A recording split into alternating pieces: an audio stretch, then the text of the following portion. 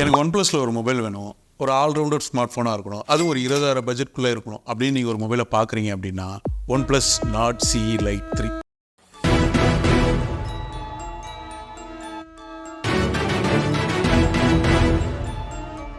இந்த ஃபோனை பற்றின பாசிட்டிவ் அண்ட் நெகட்டிவ் இந்த வீடியோவில் டீட்டெயிலாக பார்க்கலாம்.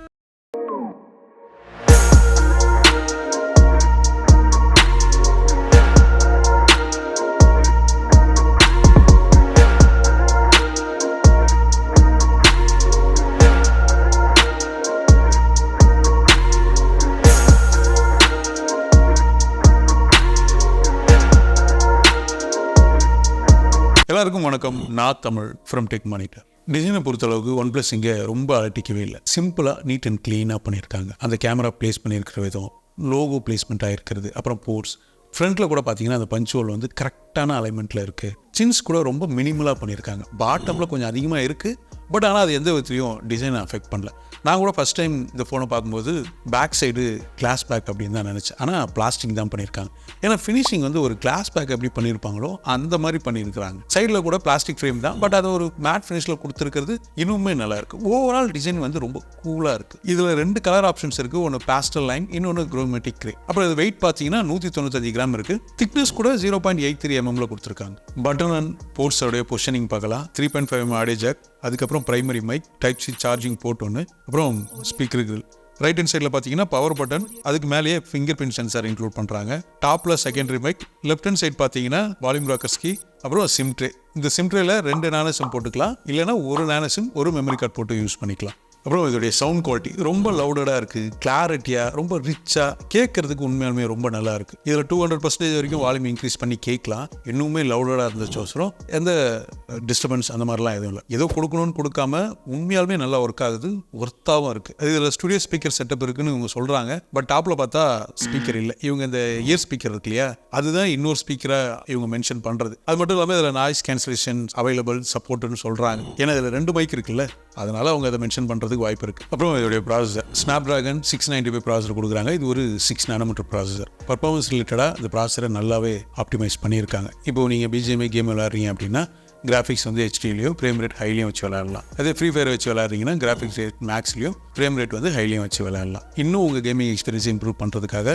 கேமிங் ஃபோக்கஸ் மோட்னு ஒரு ஆப்ஷன் இதில் இருக்குது. OnePlus இங்கே என்ன சொல்கிறாங்கன்னா, இந்த கேமிங் ஃபோக்கஸ் மோட் இருக்கிறதுனால நீங்கள் கேம் விளையாடும் போது லேக் ஆகாமல், ஃப்ரேம் ரேட் கம்மியாகாமல் ஸ்டேபிளாக விளையாட முடியும் அப்படின்னு சொல்லி சொல்கிறாங்க. பட் நம்ம டெஸ்ட் பண்ணும்போது என்ன நடந்துச்சு அப்படின்னா, இப்போ ஒரு 1 hour கேம் விளையாடுறான்னு வச்சிங்க, எந்த பிரச்சனையும் இல்லை. OnePlus சொன்ன மாதிரியே எந்த லேகும் இல்லை, ஸ்மூத்தாக ப்ளே ஆகுது. பட் 1 hourக்கு மேலே தொடர்ந்து கேம் விளையாடும் போது மொபைல் ஹீட் ஆகிறது நமக்கே ஃபீல் ஆகுது. அதுக்கேற்ற மாதிரி லேகும் ஆகுது. 695 ப்ராசஸர் வந்து கேமிங்கான ப்ராசஸர் இல்லை தான், புரியுது.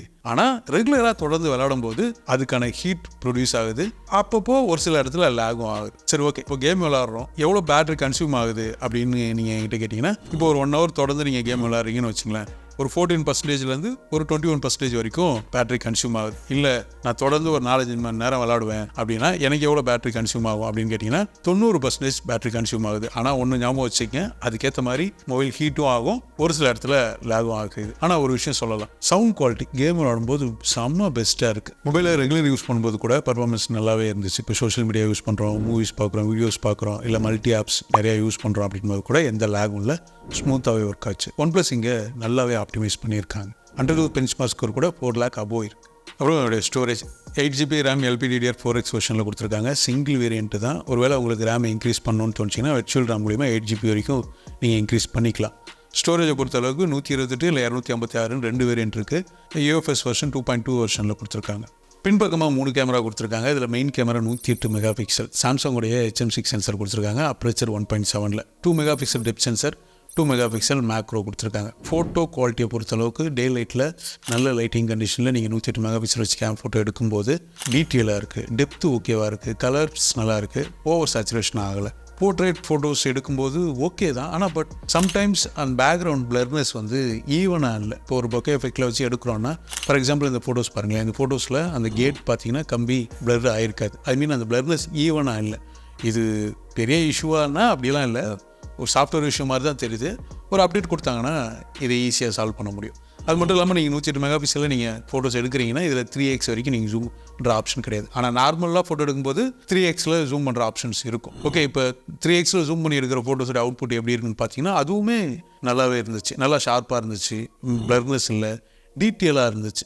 ஆக்சுவலாக சாஃப்ட்வேர் மூலிமா இது நல்லாவே ஆப்டிமைஸ் பண்ணியிருக்காங்க. அப்புறம் லோ லைட்டில் எடுக்கிற ஃபோட்டோஸோடைய அவுட்புட்மே டீசெண்டாக இருக்குது. மேக்ரோ கேமரா இதோட குவாலிட்டியுமே ஆவரேஜ் தான், பெருசாக சொல்கிறதுக்கு எதுவும் இல்லை. அப்புறம் video 1080p 30fps 720p 30fps video எடுக்கிற சப்போர்ட் இதில் இருக்குது. வீடியோ குவாலிட்டியும் சரி, ஆடியோ குவாலிட்டியும் சரி நல்லாவே இதில் பண்ணியிருக்காங்க. அப்புறம் வீடியோ எடுக்கும்போது 3x வரைக்கும் நீங்கள் ஜூம் பண்ணிக்கிற ஆப்ஷன்ஸ் இதில் எனபிளாக இருக்குது. EIA சப்போர்ட் இருக்குது, எலக்ட்ரானிக் இமேஜ் ஸ்டெபிலைசேஷன். வீடியோ எடுக்கும்போது ஃபுட்டேஜ் வந்து நல்லா ஸ்டெபிலிட்டியாக இருக்குது. 720 120fps ஸ்லோ மோஷன் வீடியோவும் இதில் எடுத்துக்கலாம். அப்புறம் இதோடைய செல்ஃபி கேமரா 16 மெகா பிக்சல் கொடுத்துருக்காங்க. இதோடைய ஃபோட்டோ குவாலிட்டியுமே நல்ல லைட்டிங் கண்டிஷனில் எடுக்கும்போது நல்லாவே டீட்டெயிலாக இருக்குது. என்ன கொஞ்சம் ஓவர் ஸ்மூத்னஸ் ஆன மாதிரி ஃபீல் ஆகுது. போர்ட்ரேட் மூட்லேயுமே எடுக்கும்போது கூட ஓவர் சாஃப்ட் ஆகுது, அதாவது சாஃப்ட்னஸ் வந்து கொஞ்சம் அதிகமாக இருக்கிற மாதிரி ஃபீல் ஆகுது.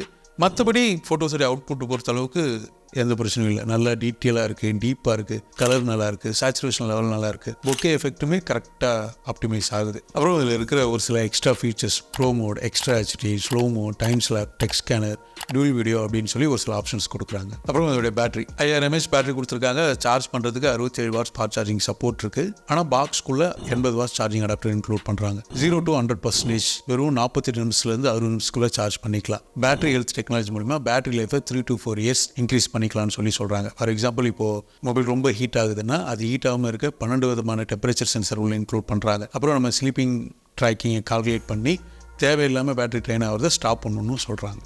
அப்புறம் சாஃப்ட்வேர் Android 13 மேலே Axon OS 13.1 பில்ட் பண்ணி கொடுக்குறாங்க.